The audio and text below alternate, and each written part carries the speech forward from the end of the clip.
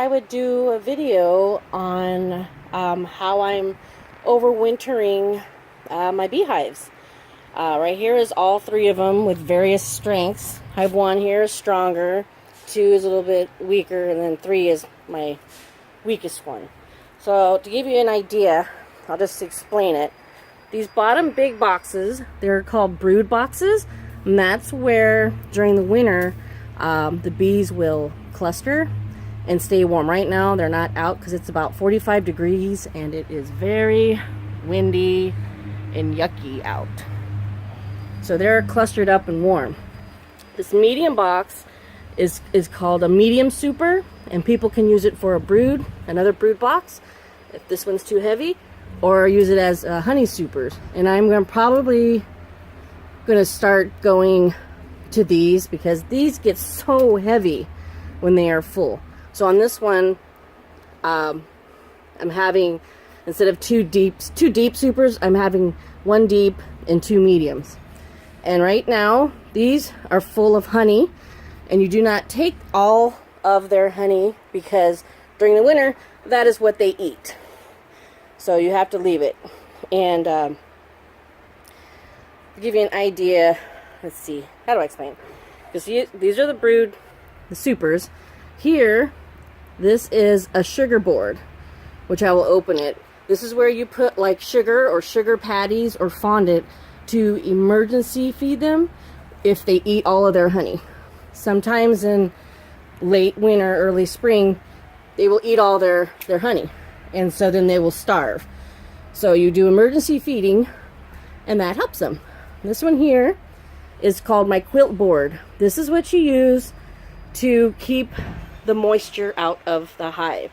During the winter, you need to keep them dry because wet bees are dead bees, is what they say. And normally, you would either tilt the hive a little bit. Oop, there's a bee that came out. See?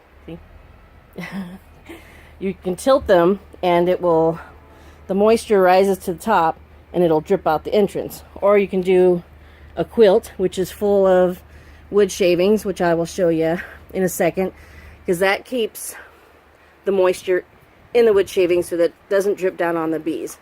That is the main problem with killing, what kills beehives in the winter is moisture. So I will go ahead and pause it here, and I will take the top off so you can see.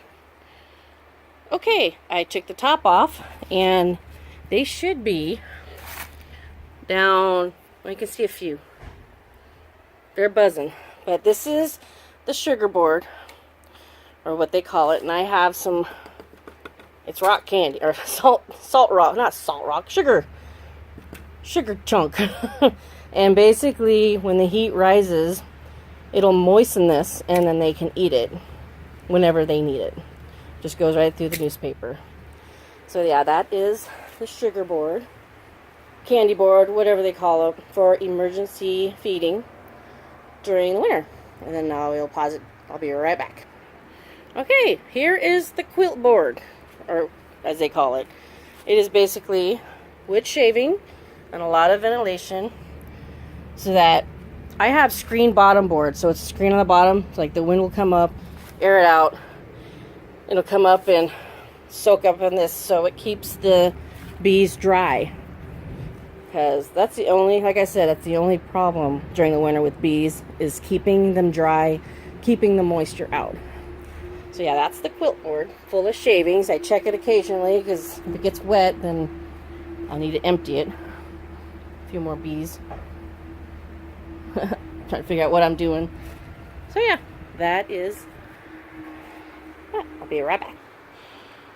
Okay, so yeah, that's how I'm winterizing my hives.